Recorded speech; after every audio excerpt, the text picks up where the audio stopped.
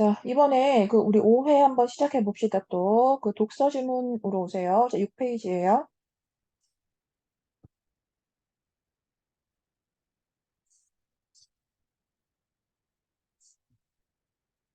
자, 첫 번째 질문은 한번 읽어볼 거예요. 좀 천천히 읽어보고, 그 다음에 이제 문제에서 지난번에 했던 대로 우리가 선택지의 근거 범위 찾아보고 그러자. 자, 보자. 고대 중국인들은 인간이 행하지 못하는 불가능한 일은 그들이 신성하다고 생각한 하늘에 의해서 해결 가능하다고 보았다. 즉, 고대 중국인들은 뭔가 인간이 이제 결국 하지 못하는 그런 불가능한 어떤 일에 대해서는 모두 하늘에 의해서 그것들은 다 해결 가능하다. 자, 이렇게 생각을 했대. 그래서 하늘은 인간에게 자신의 의지를 심어 두려움을 갖고 복종하게 하는 의미. 즉, 하늘이 인간에게 이렇게 하늘이 자신의 의지를 다 심어두었대. 그래서 우리는 두려움을 갖는 거고, 뭐, 복종하는 것이고, 뭐, 그렇답니다.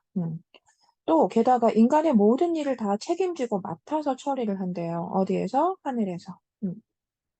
이렇게 그 당시에 하늘은 인간에게 행운과 불운을 다 가져다 주는 그런 힘이고, 또 인간의 개별적 또는 공통의 운명, 그러니까 즉 인간의 운명을 그렇게 지배하는 너무나 신비한 절대적인 존재였답니다.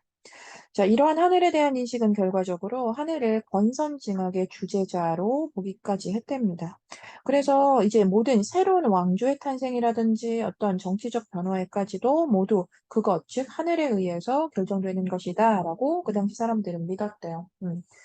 이렇게 일문단 봤거든요. 그럼 일문단 얘기 어떻게 정리하면 좋겠어? 즉, 고대 중국인들은 이 하늘에 대해서 어떠한 의미를 부여했는가. 즉, 고대 중국인들이 생각했던 하늘의 의미에 대해서 얘기를 했어. 사실 한마디로 얘기할 수 있어요. 어떻다. 그러니까 너무나 절대적인 그런 대상이었다. 하늘이란. 자, 그다음 두 문장 더 읽어보자. 하지만 이런 하늘에 대한 인식은 인간시의 성숙, 즉 이런 생각을 가지고 오랫동안 이제 시간이 흘렀어요. 이제 그런데 이러한 인식은 인간시의 성숙, 즉 인간이 점점 더 성숙해지고 그리고 또 인간의 문명이 발달이 하게 되고 그래서 그 이후에는 좀 대폭 수정이 되었다는 얘기까지. 자, 여기까지가 1문단이었어요. 자, 자, 그러면 정리할 때 이 마지막 말도 좀 들어가 줘야겠다, 그지? 제 고대 중국인들의 하늘의 의미는 정말 절대적이었어. 그런데 이후에 대폭 수정이 됐어. 그치? 그럼 이후에 대폭 수정이 된 이유는 뭐라고 해줄 거야? 어떤 인간의 성숙 때문이다. 그리고 같은 말이라고 해도 되겠지. 문명의 발달 때문이다.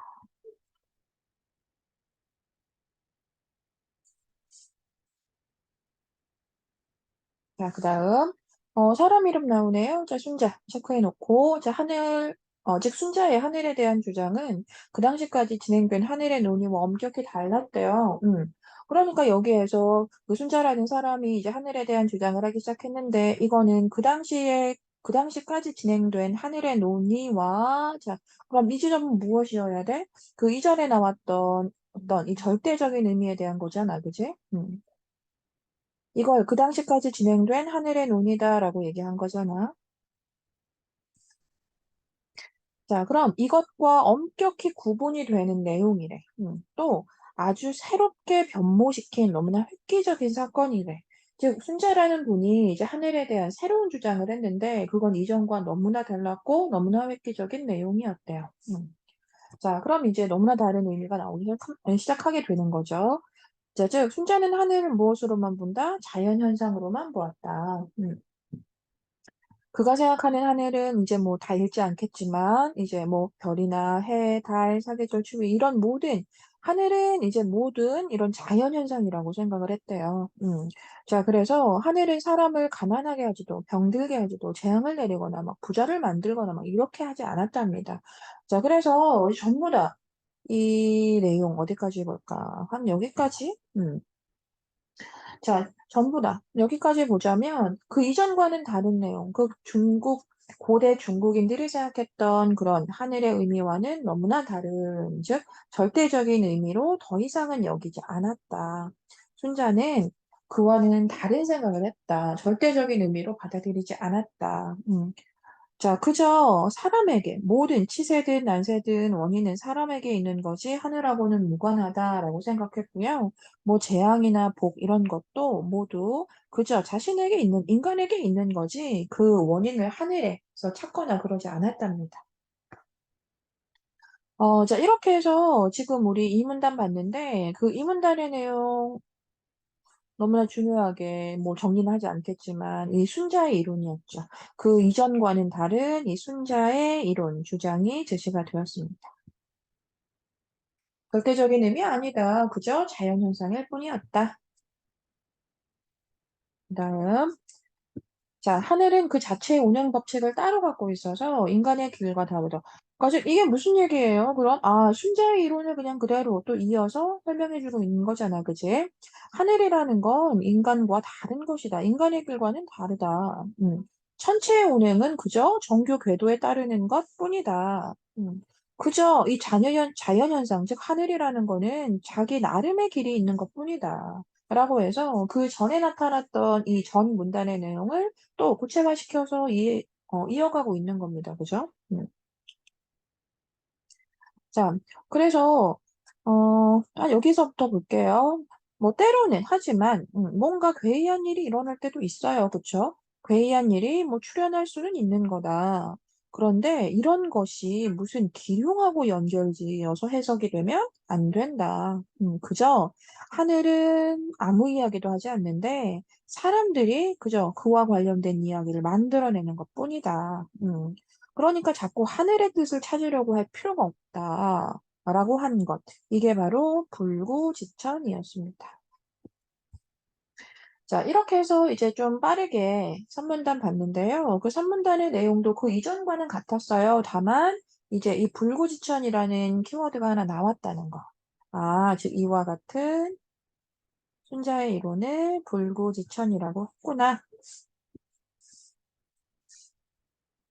자, 거의 다 왔죠? 그 다음. 순자가 말한 불구지천의 뜻은 자연현상으로서의 하늘이 아닌 거죠. 아니라 하늘에 무슨 의지가 있다고 주장하고 막 그걸 알아내겠다고 덤비는 이 종교적 사유의 접근을 비판하려고 하는 거래요. 자, 즉, 이 지점에서 좀 새로운 얘기가 나왔어요. 즉, 순자의 이론은 이런 걸 목적으로 하고 있대요. 단순히 자연현상입니다. 그냥 이것만 얘기해 주는 것도 아니고, 이걸 얘기하려고 하는 건 아니고, 즉, 순자 이론의 목적은 자꾸 이 하늘의 뜻을 뭐 의지를 찾아보려고 알아내겠다고 이런 종교적인 사유의 접근이 있다 보니 그것을 좀 비판하려고 하는 게 이 순자 이론의 목적이랍니다. 그래서 자꾸만 이 자연현상을 특별한 의미를 찾는 그런 대상으로 보지 말고, 그죠? 인간 사회에서 자기가 스스로 해야 할 일을 열심히 해야 한다. 어떤 어려움이 생기면 인간이 스스로 적극적인 행위로 그것을 이겨내야 하는 것이다. 라고 얘기한 거예요. 음. 자, 여기까지. 음. 그래서 이제 또 한 문단이 끝났는데, 맞나? 음. 그래서 여기까지 이제 순자 이론의 목적을 얘기해 주면서요. 결국 하늘에 기대지 말고, 하늘에 기대지 말고, 인간이 스스로 할 일을 하는 것. 스스로 할 일을 찾아 하는 것. 자, 그게 중요하답니다. 자, 그래서 이제 마지막 문단인데요. 그렇게 순자의 관심은 결국 사람에 있었던 거예요. 음. 자, 순자의 관심은 사람에 있었다. 특히 인간 사회의 정치, 이 정치 문제를 순자는 늘 중요하게 생각했답니다.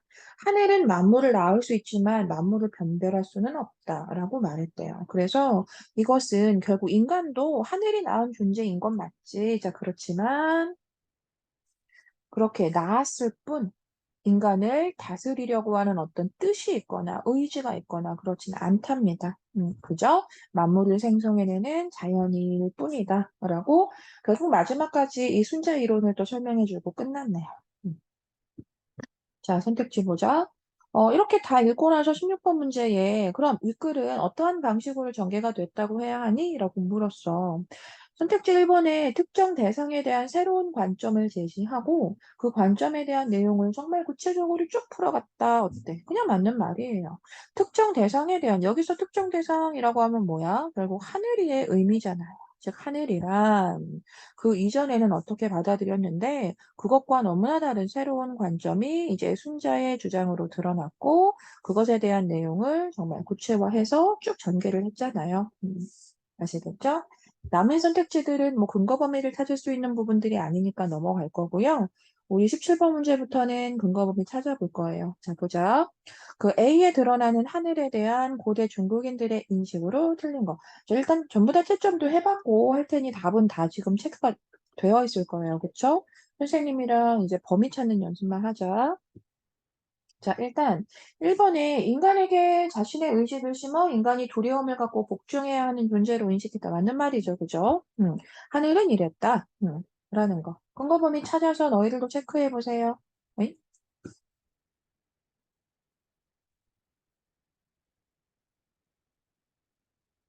어, 좀 작게 해놓고 해야겠다.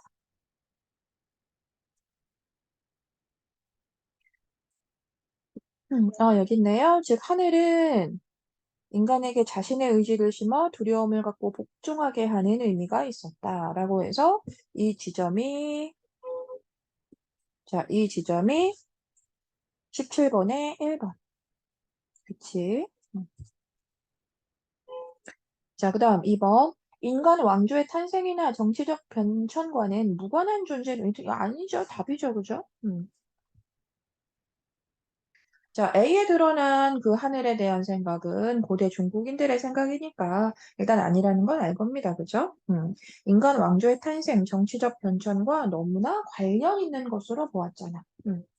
자, 그래서 이것도 찾으세요. 자, 즉, 그때는 이 하늘에 대한 생각을 결과적으로 하늘을 권선징악의 주제자로 보고 모든 왕조 탄생, 정치적 변천까지도 그 하늘이 결정한다라는 것으로 보았다. 자, 여기에서 17번에 2번 선택지, 뭐 답은 나왔죠, 그죠? 자, 그 다음 3번. 인간이 할 수 없는 불가능한 일을 해결할 수 있다고 생각했어요. 그쵸? 자, 이건 어딨어요? 여기 있네. 인간이 행하지 못하는 불가능한 일을 하늘은 해결할 수 있다고 보았다. 자, 이 지점. 여기가 17번에 3번. 자, 여기까지만 찾을게요. 넘어갑시다.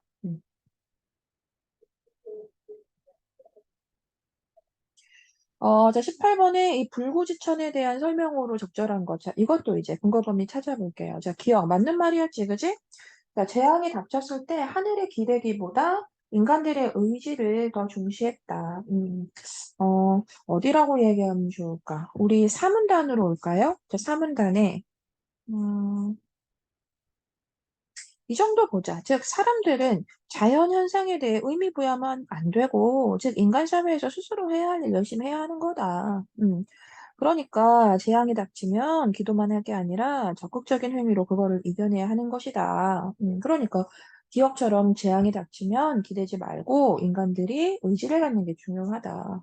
자, 이 지점이 18번의 기억 선택지. 자, 이건 자연은 제 나름대로 변화의 길이 있다. 우리 이거 아까 뭐 읽었었던 지점 3문단에 있었네요. 그죠? 3문단 처음 문장에 보면 하늘은 결국 인간의 길과는 다르다. 음. 제 각기, 제 나름의 길이 있는 것이다. 자연은 자연 나름의 길이 있고, 또 인간은 인간 나름의 길이 있는 것이다. 라고 하는 이 지점. 네. 자, 여기가 18번의 니은 선택지. 자, 디귿. 치세와 난세의 원인을 권선징악의 주제자인 하늘에서 찾는다. 이거 아닌 거 알죠? 그죠? 자, 이거 아니죠? 자, 이 문장은 조금 수정해서, 자, 그렇게 해주면 좋거든? 그러니까 치세와 난세의 원인을 권선징악의 주제자인 하늘에서 찾고자 하는데, 그렇게 찾고자 하는 것은 그저 심리적인 이유이고, 자, 심리적인 이유이고, 실제 하늘과는 무관하다. 이렇게 얘기했잖아. 본문에서. 그쵸? 그러니까 불구지천에서 우리가, 그 원인을 하늘에서 찾고자 하는 거예요. 라고 하면 안 되지. 찾고자 하는 것은 단순한 심리적인 이유이고, 결국 하늘과는 무관한 거예요. 라고 얘기했으니까. 아무튼 그래서 지금 이렇게 기억 맞고, 니은도 맞고, 디귿 틀렸습니다. 자, 답은 4번이었죠? 그 하늘의 의지를 이건 뭐 찾지 않아도 하늘의 의지를 알아보려는 종교적 사유의 접근을 비판하고자 한다. 이좀 중요했죠, 그죠? 음, 되겠어요. 종교적 사유의 접근을 비판하려고 하는 것이다. 즉, 순자가 말한 이 불고지천이라고 하는 것은 결국 종교적 사유의 접근을 비판하려고 하는 것이다. 18번의 디귿. 리얼이지, 리얼. 자, 됐죠? 넘어갑시다. 3점짜리 문제가 남았고, 그 또 다른 사람의 견해가 있으니까 한번 읽어보고 비교해봐 이랬어. 자, 그럼 읽었을 때 우리는 이제 순자의 내용을 통해서 이제 비교 스스로 하면서 읽어줘야 하니까 무엇이 같을 수도 있고 다를 수도 있죠. 그죠? 자, 맹자라는 사람, 새로운 사람 남았고, 이 사람은 하늘이 인륜의 근원이다. 오, 벌써 시작됐다. 이거 순자하고 같은 접근이야, 아니야? 아니야, 그지? 하늘이 인륜의 근원이고, 인류는 하늘의 덕성이 다 발현된 거래. 그래서 도덕적으로 의미가 다 있대요.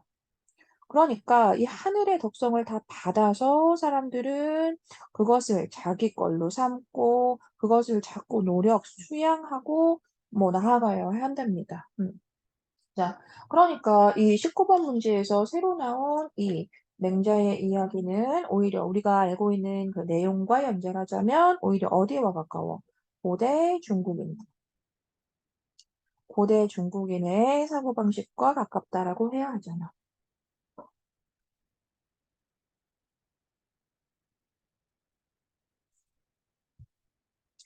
자, 선택지. 그럼 순자는 맹자와 다르게 하늘은 인간이 내재하는 가장 본질적인 근원이다. 맞아? 틀렸지, 그지? 그러니까 즉, 이 내용은 어디하고, 즉, 보기 속에 맹자하고 연결해서 유사하다라고 해야 할 것이고, 또 순자는 맹자와 다르게 비가 내리고 바람이 부는 건 하늘의 도덕적인 의지, 순자가 이렇게 비가 내리고 바람이 부는 것을 하늘의 어떤 의지 표현이라고 생각해? 그거 아니잖아. 단순한 무엇으로 봐라? 그저 자연현상으로 봐라. 이렇게 얘기했으니까. 자, 틀렸고, 그 다음 답은 3번이었으니까요. 자, 맹자는 순자와 다르게 하늘은 이렇게 의미가 있다라고 한 거. 그쵸? 자, 맹자의 생각 잘 표현됐고, 이게 순자와 다르다라고 하는 것도 너무나 맞는 말이고. 자, 4번. 맹자는 순자와 다르게 자연의 힘을 이용할 줄 아는 인간의 노력을 중요하게 생각했다.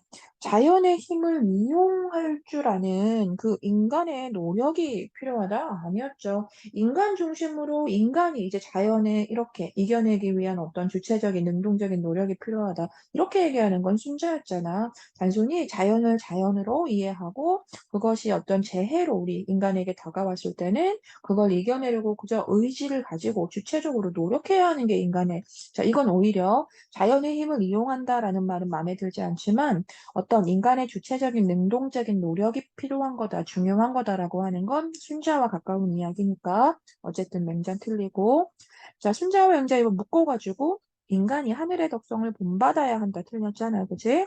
하늘의 덕성을 본받아서 어떻게 뭘 해야 한다라고 하는 건 이제 고대 중국인들, 즉 맹자와 유사한 생각이겠지.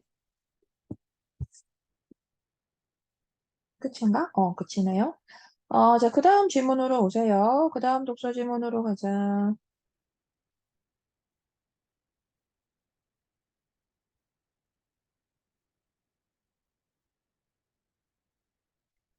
자, 그 다음에 이제 우리 과학 질문이 아마 나올 거예요. 자, 그 다음 독서 질문은 이제 과학 질문인데, 뭐, 이 질문은 뭐 다 읽진 않을 거고요. 지금 혹시 이 질문의 내용이 기억이 잘 안 난다라고 하면 잠깐 멈춰놓고 읽어보세요. 우리 지금 선택지의 근거 범위만 찾아볼 거예요. 아시겠죠? 음. 이 얼음이 녹는 것에 대한 이야기 했어, 그치? 그래서 뭐 열에너지에 대한 얘기도 있었고, 열적 평형인, 그리고 또 결과적으로 그래서 남극의, 북극이었나? 북극의 해빙이 왜 녹지 않는 것인지, 결국 그 또한 얼음인데 이것은 왜 한여름에도 녹지 않는 것인지에 대한 결과까지 이제 우리에게 알 수 있게 해준 지문이었어, 그치?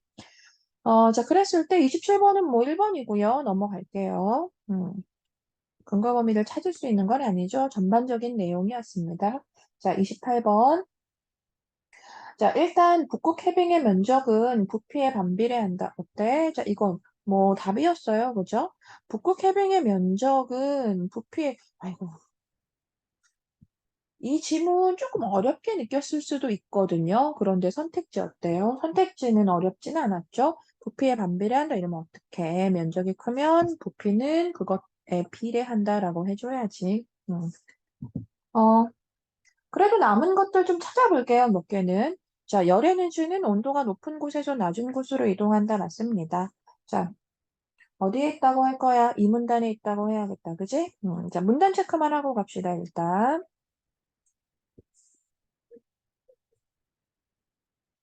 보이는 대로 이렇게 일단 해놓고, 열 에너지는 온도가 높은 곳에서 낮은 곳으로 전달이 되는 거예요. 라고 했네요. 자, 이 지점에서 살짝, 더 작게 해야겠다.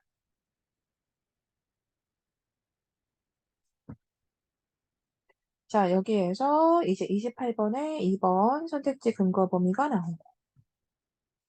자, 그 다음, 북극 해빙은 물에 닿는 면이 한 면이어서 결국 녹는 시간이 길어진다. 음, 자, 여기에서 근거 범위를 전반적으로 봐야 될 것 같긴 한데, 그래도, 북극 해빙은 물에 닿는 면이 한 면이에요. 그쵸? 자, 그래서 결국 녹는 시간이 길어진다는 얘기 한 거잖아요. 맞죠? 자, 그래도 한 이런 지점 정도로 볼까? 3문단 지나고, 이것도 4문단 지나고, 5문단 정도에서 찾아볼까? 자, 오문단에 이런 지점 체크해 볼게요. 그러니까 즉 해빙은 바닥 부분만 바닷물과 접촉 중이다. 정육면체라면 이 6면 중에 한 면만 닿는 것과 똑같으니까 그래서 같은 부피의 해빙은 물에 잠긴 정육면체 얼음 덩어리보다 녹는 시간이 오래 걸린다. 그치? 이렇게 지금 28번에 3번. 여기가 28번에 3번 근거범위였고.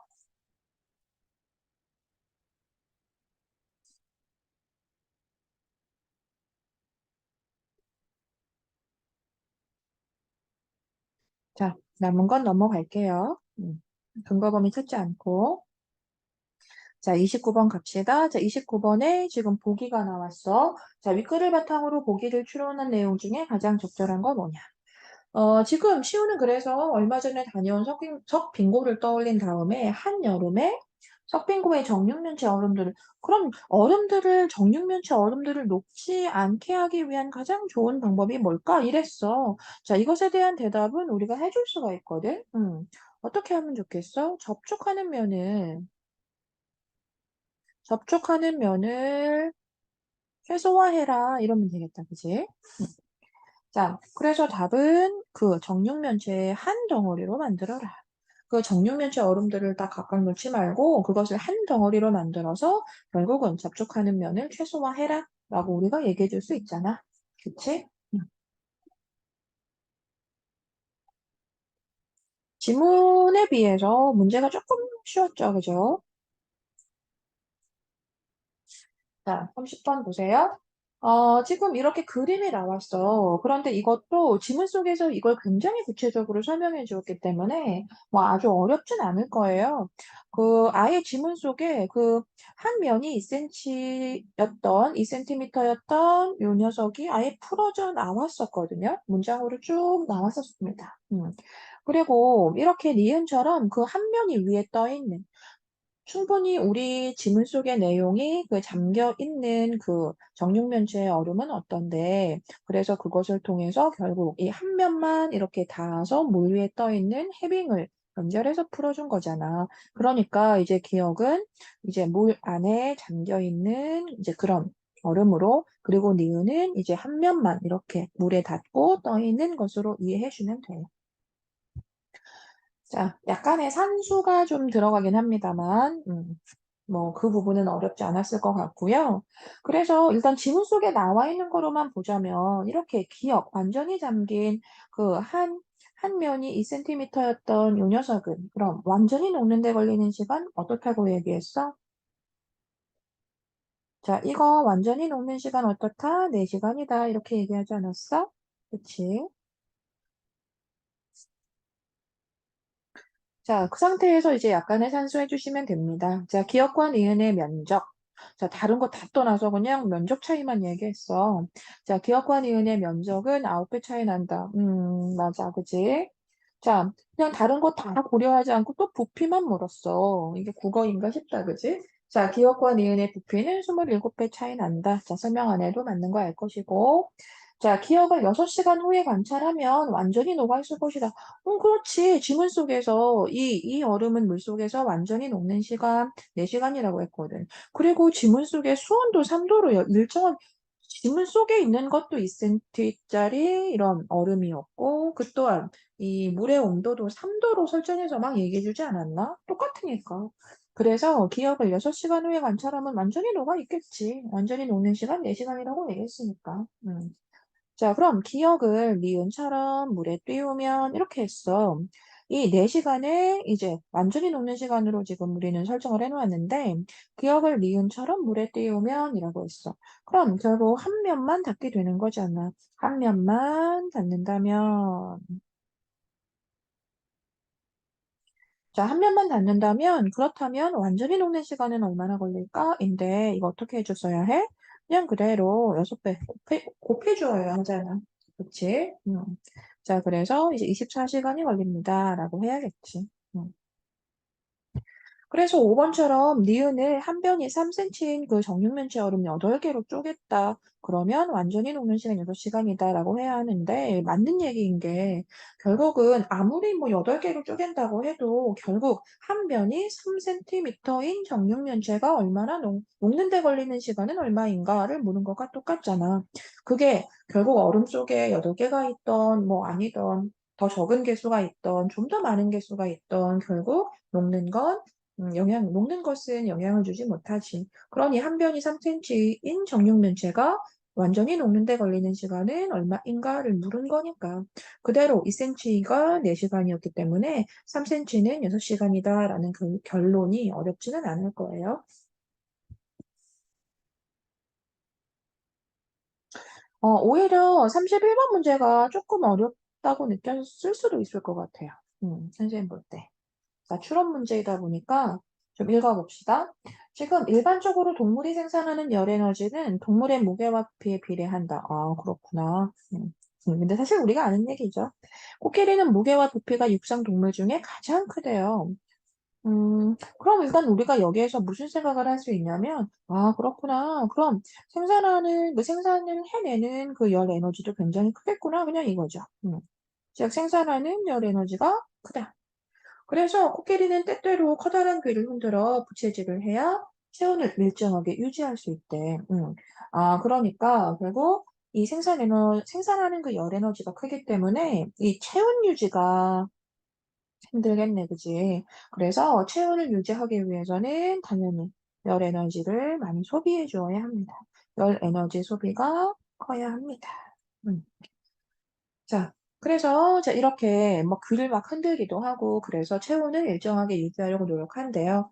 자, 선택지 볼까?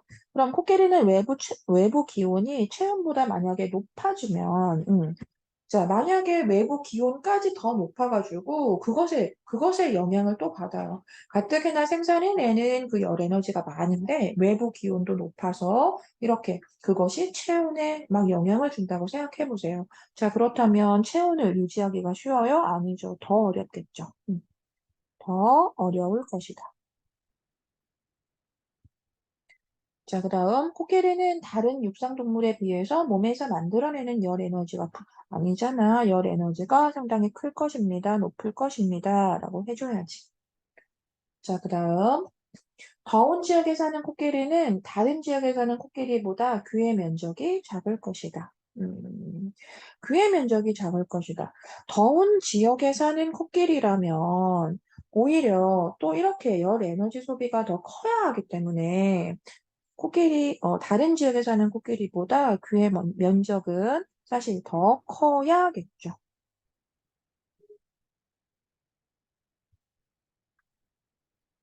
자, 그다음 코끼리는 다른 육상동물에 비해서 열 에너지 방출에 필요한 피부 면적이 충분하지는 않을 것이다. 그래서 이 열 에너지 방출에 필요한 피부 면적이 충분하지 않기 때문에 결국 귀를 펄럭이는 동작까지 필요하게 된 거거든요. 그러니까 만약에 그 피부 면적이 충분했다면, 가정을 해볼게. 충분하다면 그렇게 막 귀를 펄럭이는 동작까지 필요하진 않았을 테니까. 아시겠죠? 자, 그래서 실제 다른 육상 동물에 비해서 이렇게 열 에너지 방출에 필요한 피부 면적은 충분하지 않을 것이다라는 결론이 나오게 됩니다. 자, 마지막 그 평균보다 몸무게가 많이 나가는 코끼리는 가뜩이나 코끼리는 다른 육상동물에 비해서 그런데 오히려 또 그 안에서 평균보다 더 몸무게가 많이 나가는 더 무게나 이런 게 더 큰 그 코끼리라면 어때? 평균적인 코끼리보다 귀를 펄럭이는 횟수는 더 많아야겠죠. 더 많을 것이다 라고 해야 됩니다. 사실 그래서 이 30번 문제가 3점이었나요? 그리고 31번 문제가 이렇게 있으면 선생님은 개인적으로 31번 문제가 더 좋다고 생각합니다. 음, 자, 넘어갈게요.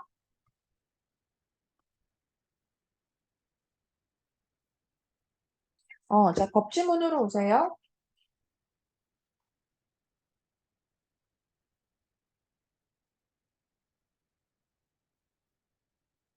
자, 법지문도 마찬가지로 우리 선택지 근거 범위를 좀 찾아볼 거예요. 근데 이게 좀 페이지가 나누어져 있어서 보기가 좀 힘드네. 뭐 왔다 갔다 해볼게요.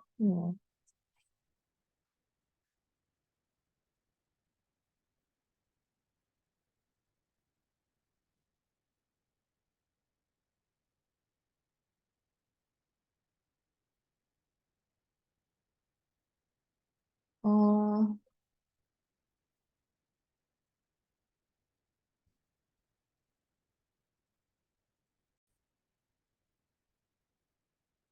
자, 37번 문제 볼게요. 자, 법에 대한 설명으로 적절하지 않은 것은.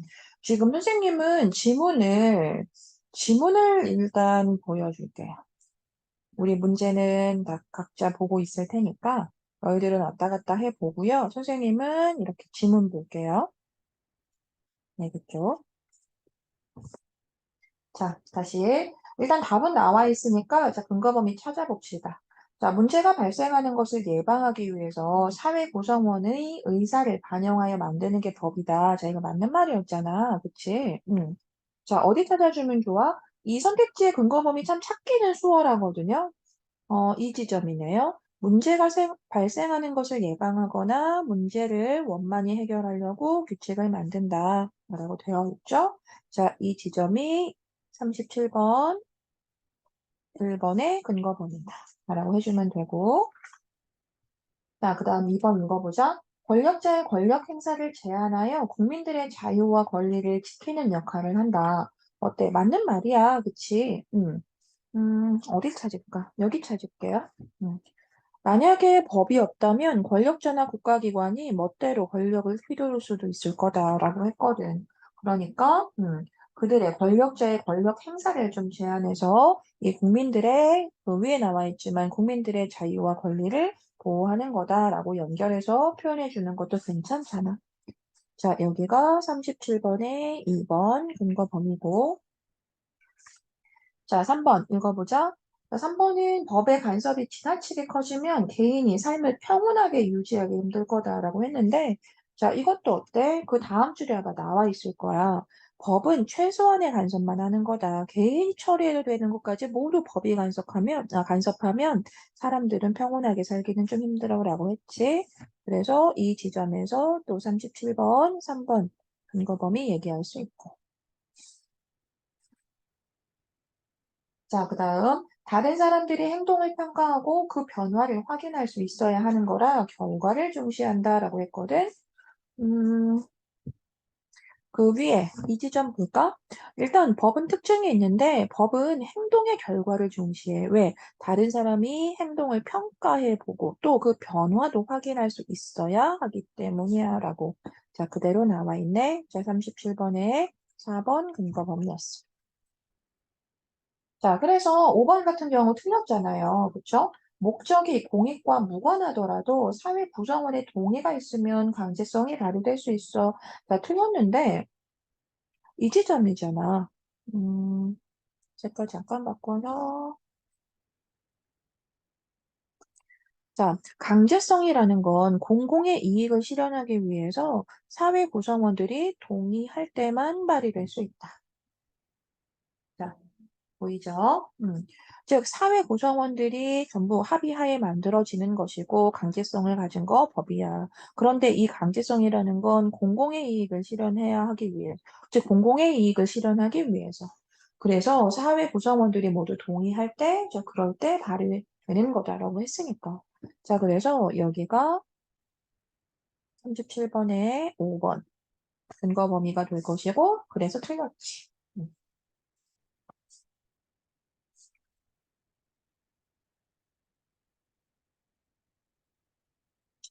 목적이 공익과 무관하더라도, 아니야. 그치? 공공의 이익을 위해서 모두가 동의할 때. 아시겠죠? 자, 38번 가자. 38번이 기억에 대한 설명인데요. 자, 기억이 민법이었어요. 자, 민법에 대한 설명으로 틀린 거 찾아라. 자, 이것도 이제 근거 범위 좀 찾아가 봅시다. 음. 자, 두 번째 문단에서 이제 민법 얘기 나오죠? 그쵸? 자, 선생님은 지문만 볼 거예요. 저 선택지 보세요. 왔다 갔다. 자, 1번. 경제적 강자로부터 경제적인 약자를 보호하기 위해서 원칙이 수정됐다라고 했는데, 어때? 자, 이거 맞는 말이었잖아. 그치? 일단 이런 지점 보면 될 것 같아.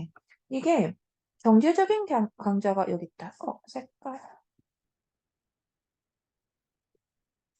자, 경제적인 강자가 경제적인 약자를 지배하는 수단으로 악용될 때가 있었대. 그래서 20세기에 들면서 뭔가 제한이 좀 생겼다라고 했어. 자, 이 지점이 38번 문제였죠? 38번 문제의 1번 근거 범위가 되고, 자, 그다음 국가기관이 아닌 사람들 간의 권리관계에 문제가 생겼을 경우에 적용한다 이랬거든. 이것도 어때? 그대로 나와 있었을 거야. 그 이 문단의 첫 번째 문장 보면은 이 민법은 국가기관이 아니라 사람들 간의 권리 관계를 다루는 법률이야. 자, 이렇게. 자, 그래서 이 지점에 38번, 2번, 38번에 그 2번 선택지 근거범위 나와 있었고요. 자, 그다음 3번은 답이었는데 위법한 행위가 발생했을 때 의도적으로 잘못을 한 경우에만 책임을 물을 수 있어 이랬는데 자, 이것의 근거 범위 일단 찾아볼게요. 자, 여기지.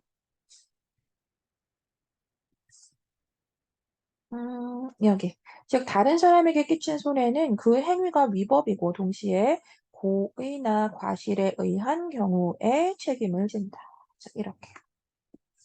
음.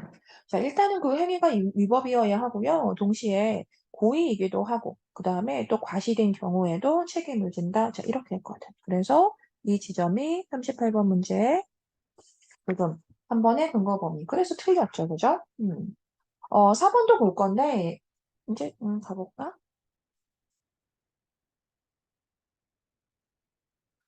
그래서 그 위법한 행위가 발생을 일단 해야 하고, 그치? 자, 근데 의도적으로 잘못을 한 경우에만이라고 하면 안 되잖아. 자, 이걸 고의라고 표현을 했는데, 지문 속에선, 즉, 고의이거나 또 무엇일 때, 과실이 있을 때도 책임을 묻는다라고 했으니까. 그치? 그다음 40번까지 볼 텐데, 그 20세기에 들면서 공공복리에 적합하지 않을 경우에 개인의 재산권 행사를 제한할 수 있게 됐다. 자, 이 선택지의 근거 범위가 이제 1번이랑 똑같을 거예요. 그죠?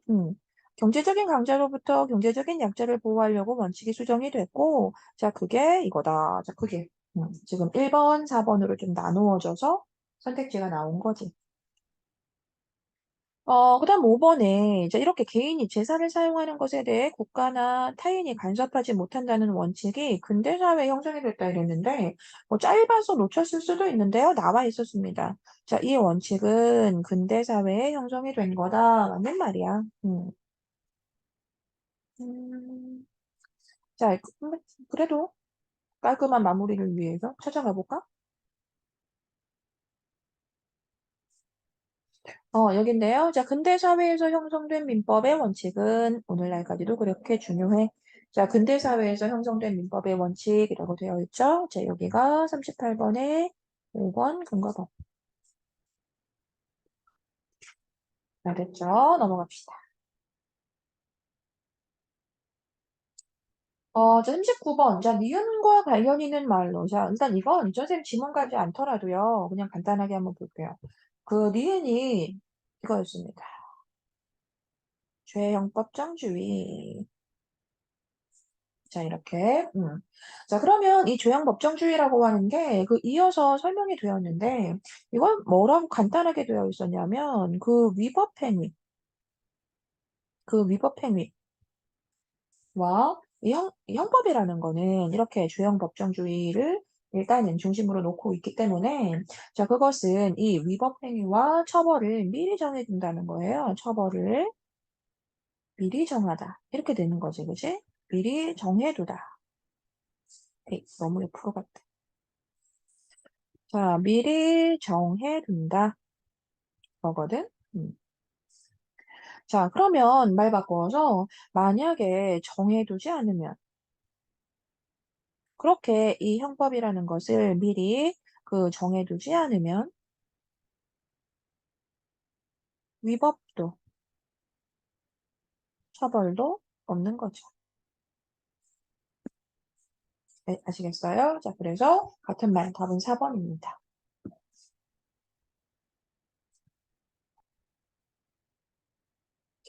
40번 문제도 조금 까다로운 느낌이 있었거든요. 일단 아마 마지막 문단이었나? 뭐 그랬을 거예요. 그 마지막 부분에 이제 굉장히 길게 설명해준 어떤 과정이 있었어요. 그쵸? 그래서 그 과정을 따라서 쭉 내용을 이제 읽다 보면 이 각각 A, B, C에 들어갈 말이 무엇인지는 알 수가 있어. 자, A에 들어갈 말 뭐였어? 고소였고, 그 다음 또 B에 들어갈 말은 이제 그렇게 해서 체포하게 된다 였을 것이고, 그리고 C에 들어갈 말은 이제 불기소. 아니면 기소 여기였죠. 이렇게. 자, 그러면 이제 A는 범죄의 피해자와 연관이 있는 제3자가 한다라고 했는데, 자, 어때? 틀렸지, 그치? 자, 일단 그건 고발이죠. 피해자와 연관이 있는 제3자가 한다라고 하는 것은 그건 고발의 개념이고요. 자, 고소라고 하는 건 피해자가 하는 게 맞잖아, 그치? 자, 그 다음 2번. 명예훼손죄, 폭행죄는 그 A가 없어도 수사를 진행할 수 있다. 자, 수사를 진행할 수는 있어요. 우리 이거 선생님 지문으로 갈게요. 너희들 왔다 갔다 하면서 보세요. 어, 여기다.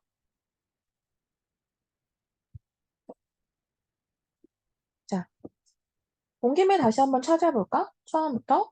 일단 여기.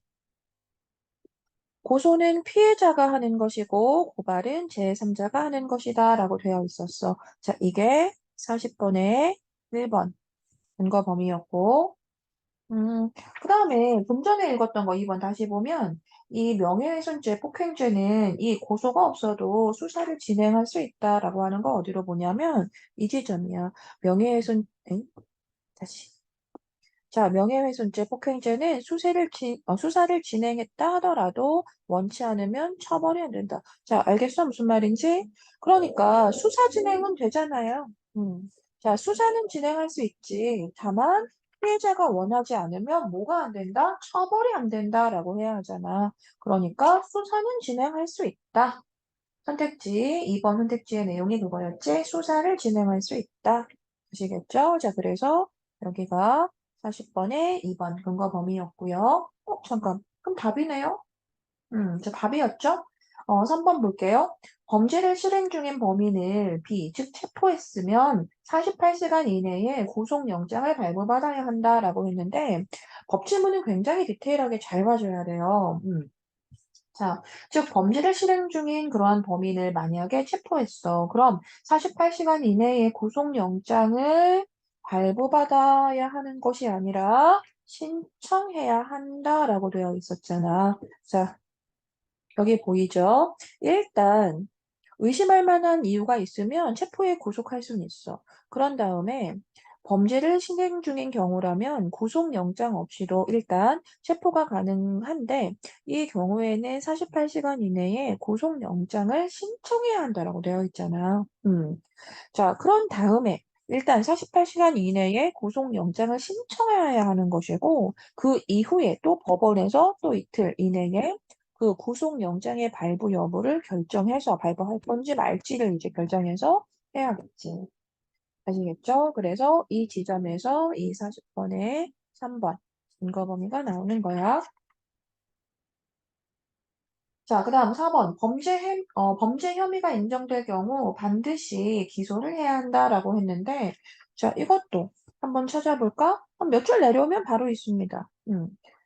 기소, 여기서부터구나. 자, 기소가 있는데요. 이제 기소를 하게 되는데, 이때 검사가 그 피의자의 뭐 여러 가지 거를 참작해서 기소를 하지 않을 수 있다. 라고 했거든. 자, 기소를 안 할 수도 있다. 자, 이게 40번에 4번 근거 범위. 아시겠죠? 그래서 반드시 해야 된다 이러면 안 되잖아. 그치?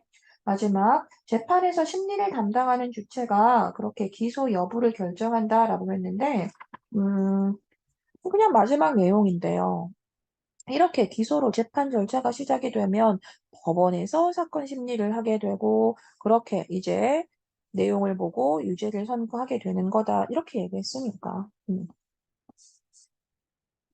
자, 틀린 내용 잘 수정했나요?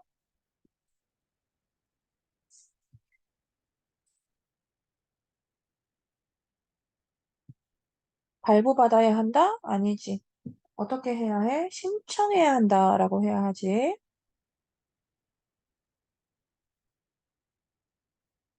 자, 범죄 혐의가 인정이 되면 반드시 기소해야 한다? 자, 아니지. 음. 자, 그 다음 재판에서 심리를 담당하는 주체는 누구였어? 법원인데. 그럼 법원이 기소 여부를 결정해? 아니잖아. 자, 기소 여부를 결정하는 주체는 어디라고 해야 돼? 검찰이라고 해야지. 아시겠죠? 자, 이 마지막 3점짜리 문제인데요. 이것도 문제 좋았던 것 같아요. 일단 그 민법 얘기에서 그 동물 얘기가 나왔어요. 그쵸? 이게 마지막 문단이랑 관련되어 있는 내용인 거 알죠? 일단 동물의 점유자는 우리가 알다시피 손해배상 책임이 있습니다. 그쵸? 자, 그 다음 뭐 형법 얘기가 잠깐 나왔고요. 자, 그럼 이제 보기를 읽으면서 이 관련된 내용은 무엇이었는지 떠올려 보셔야 하는데, A는 사고로 몸의 대부분을 기계로 대체해서 로봇같이 보인대요. 자, 근데 중요한 부분은 이런 부분이죠. 그런데 여전히 직장 생활도 하면서 세금을 낸대요.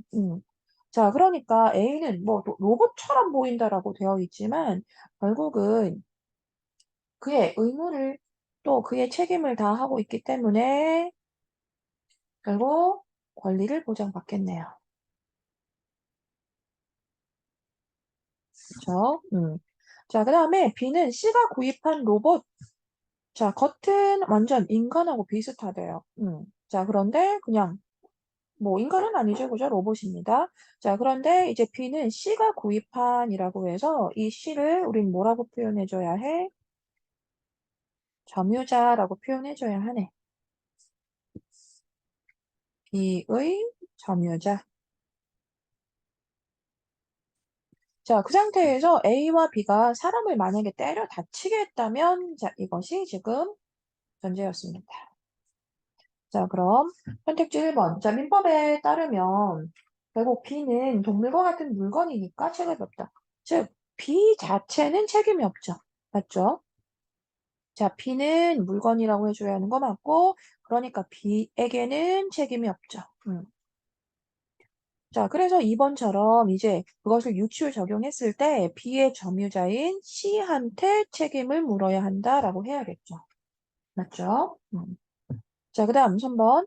또 형법이네요, 이번엔. 그 형법에 따르면 A는 사람의 신체를 상하게 한 자, 사람의 신체를 상해한 자에 해당하므로 형법에 따른 책임을 져야 한다. 당연하죠. 즉, A는 의무와 책임을 다하고 있어서 역시나 그 권리를 보장받고 역시나 그 의무를 또 다해야 합니다. 자, 그러니 이렇게 사람의 신체를 상해했다면 결국 형법에 따른 책임을 져야 하는 거 맞죠? 자, 그러면 만약에 형법 1을 유추 적용하면 C에게 징역이나 뭐 벌금을 줄 수 있다라고 했는데 아니죠. 자, 즉 여기에서 형법을 적용할 수는 없죠. 자, 지금 이 상황에 형법 적용은 안 되고요. 우리가 지문 속에서 충분한 내용으로 표현됐듯이 형법 적용이 아니라 뭘 할 수 있어? 민법을 적용할 수 있다라고 해야 돼요. 아시겠죠? 그래서 지금 C에게 결국 이 형법을 연결해서 징역을 살게 할 수 있다라고 하는 건 적절한 유추가 아닙니다. 자, 5번 같은 거 중요하죠. 그래서 이제 향후 그렇게 점유물 자체가 또 어떠한 사람을 다치게 했을 때 이제 형법으로 다스릴 수 있다라는 그러한 조항이 추가된다 하더라도 이 지나간 사건에 대해서는 처벌할 수 없다라고 한 것이 그 형법에 설명된 내용 중에 하나였습니다. 자, 우리 문항으로 갈게요.